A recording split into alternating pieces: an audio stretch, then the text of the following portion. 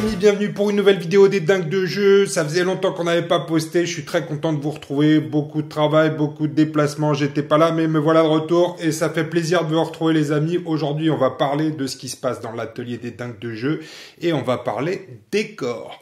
Aujourd'hui donc on va parler d'une boîte qui s'appelle Death Ray Design et qui fait des décors en MDF. Je vais vous montrer ça tout de suite, c'est sur la table devant moi.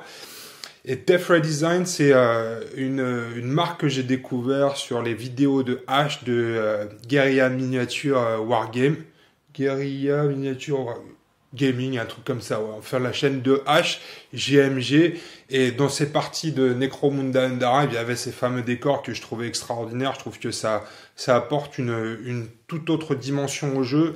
Et donc, j'ai pris contact avec Death Ray Design, qui est une boîte américaine et qui fait donc tous ces compléments pour le wargame, les accessoires de jeu et des décors en MDF pour savoir s'ils avaient un distributeur en Europe. Et la réponse était non. La seule option était de commander depuis leur site internet et de se faire livrer. Alors vous le savez, c'est pas la première fois que ça m'arrive, ça pique toujours un peu parce que en termes de coût, ça rajoute énormément. Il faut savoir que quand vous commandez une boîte étrangère aux États-Unis ou la dernière fois en Australie, eh ben il va falloir payer des frais de transport qui sont assez importants et en plus il va falloir payer des taxes quand ça arrive en France. Donc le set qu'on retrouve sur la table, c'est Deadbolts Derelict, c'est un bundle avec des murs et des portes. Au total, j'en avais pour 165 $ de matos. C'est pas donné, mais c'est du très bon matos. Le problème, c'est qu'après, il faut ajouter énormément de frais en plus de ces 165 $. Alors, quand je les ai contactés et qu'ils m'ont dit qu'ils n'avaient pas de distributeur en Europe, ils ont fait un geste commercial. Ils m'ont réduit la facture de 20 $ pour permettre d'absorber les coûts additionnels auxquels j'allais devoir faire face. Et les coûts additionnels, ils sont assez élevés puisque le transport, c'était 77 $ et qu'après, à l'arrivée en France, et j'ai dû payer à peu près l'équivalent de 50 $ en plus en taxes pour pouvoir récupérer mon matos. Donc vous voyez, faites le calcul, ça fait presque 130 $ à rajouter aux 165 de base. Donc très cher, ça pique, mais quand on aime, on ne compte pas. Donc on va se retrouver tout de suite et on va vous présenter ce matos sur la table. C'est parti les amis, bim! Alors voilà comment ça se présente. Vous avez différents éléments de terrain, là, un pilier et un mur, et vous voyez un système d'encoche. Et hop, on va pouvoir assembler les différents éléments de terrain. À chaque fois, il y a un pilier qui va venir relier les différents éléments de mur. Donc les murs tiennent entre deux piliers. Bim, voilà, comme ça je l'enclenche. On va aussi retrouver des éléments de porte qui vont se fixer exactement de la même façon. Je vais vous montrer avec une porte. Où est-ce qu'elle est la porte? Là, voilà. Donc une porte, ouais, ça s'ouvre. Et pareil, ça se fixe comme les éléments de mur. Donc on va venir comme ça assembler sa table petit à petit.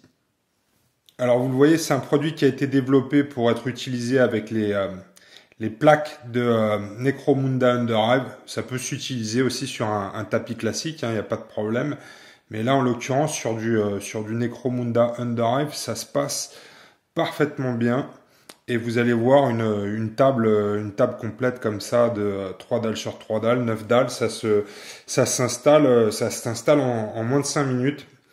Et la quantité de matos est suffisante pour faire entre 6 et 9 dalles avec toutes les portes et avec tous les murs. Alors voilà ce que ça donne une fois installé, hein. Je trouve ça beaucoup plus cool que la version sans les murs, bien évidemment. On a davantage de relief, je trouve ça vachement plus immersif.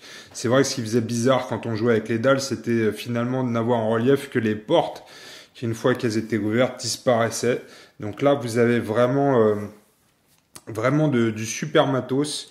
Et je pense qu'en termes de plaisir de jeu, ça va apporter énormément à Underhive, qui est un format que j'aime bien, même si on avait critiqué le contenu de la boîte. On va continuer d'essayer avec différentes factions en changeant les compos.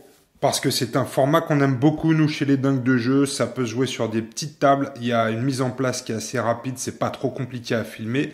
Donc, attendez-vous à voir dans les semaines qui viennent des rapports de bataille Necromunda Underhive. Alors, on vous a pas fait de vidéo complète sur la peinture parce que ça s'est déroulé sur plusieurs après-midi, hein, mais on a fait comme d'habitude. On se met autour de la table avec les amis et les enfants. Là, c'était Néo, Angèle et Popitz. Et on y a passé quelques après-midi. Alors, c'est de la peinture de décor. On avait déjà fait des vidéos dans le passé sur la peinture de MDF. Tous les éléments sont passés à la bombe. C'est de la bombe de graffiti à peu près 4 euros. Et c'est-à-dire que même les éléments séparés, ici vous voyez du métallique, tout ça, ça a été pré-peint à la bombe avant. Et ensuite on colle les différents éléments. C'était basé en gris sur la partie principale. Vous voyez qu'on avait déjà fait des dégradés à la bombe, entre une bombe claire et une bombe foncée. Ensuite on peint tous les éléments. On va appliquer des techniques de vieillissement avec des jus qu'on passe au gros pinceau. Alors attention, on utilise très peu les petits pinceaux sur ce genre de peinture de décor. On utilise aussi l'aérographe pour les effets de lumière, pour les OSL, parce que c'est plus rapide, hein. Ça peut se faire aussi sans pinceau, mais c'est beaucoup plus long. Et alors, il y a une technique que je vous ai pas donnée encore et que je vais vous expliquer maintenant, c'est que toutes les petites éclaircissements ici que vous voyez sur les arêtes et ici sur une partie des éléments sont pas faits au pinceau, c'est fait au feutre. Donc les feutres à acrylique, ce type de feutre, c'est des feutres à acrylique. Alors le Posca c'est pas mal, mais c'est pas mon préféré parce que le Posca de temps en temps pour recharger la mine en peinture, il faut appuyer et attention, risque de pâter. Mes préférés, ce sont les Molotov. Donc, c'est des feutres que vous allez trouver en magasin comment ça s'appelle, de loisirs créatifs. Moi, j'achète ça dans mes magasins pour le graffiti. Et alors, ces feutres, ils sont super pratiques parce qu'il y a, contrairement au pinceau, vous n'avez pas besoin de faire l'aller-retour en permanence avec le pot de peinture et vous pouvez travailler en continu. Et donc, vous voyez ici, par exemple, avec ce feutre, il suffit de venir sur la tranche ici, sur l'arête. Quand on fait des cochonneries, on peut l'enlever en plus avec le doigt avant que ça ne sèche. Mais voilà, vous allez pouvoir faire très rapidement rehausser la lumière là où c'est nécessaire en passant juste avec votre feutre. Et l'intérêt, c'est qu'encore une fois, il n'y a pas besoin de le recharger. Donc vous pouvez enchaîner un élément en complet. Ici, vous voyez, ici, j'ai utilisé un feutre métallique aussi pour faire le contour des grilles. Ce qu'on utilise aussi, c'est ce feutre-là, le feutre orange. Super pour tous les effets de rouille. Tous les effets de rouille sont faits au marqueur. C'est pareil. Là où on veut rajouter de la rouille, on y va comme des petits cochons ici. On va en rajouter s'il y a des endroits. On peut aussi faire des coulures. Voilà, j'y vais un peu fort. Pareil, avec le doigt, je peux atténuer. Vous voyez comme c'est beau? Ça claque tout de suite. Donc, c'est très rapide en fait. C'est une technique rapide. Hop, pareil avec le doigt. Je vais venir estomper. Donc, des effets de rouille très rapides. Donc, on se fait passer les éléments les uns les autres. On travaille à la chaîne. Donc, je vais faire comme ça tous les éléments de rouille. Et voilà, c'est l'astuce du jour. C'est utiliser des marqueurs à acrylique pour aller beaucoup plus vite sur les décors. Encore une fois, très peu de pinceaux parce que sinon on pourrait y passer 6 mois. Mais on va utiliser beaucoup de bombes. On va tout préparer à la bombe. C'est important de bien préparer son travail en identifiant tout de suite les éléments qu'on va pouvoir dissocier et peindre avec des bombes différentes. Vous voyez ici par exemple les parties métalliques comme je vous le disais.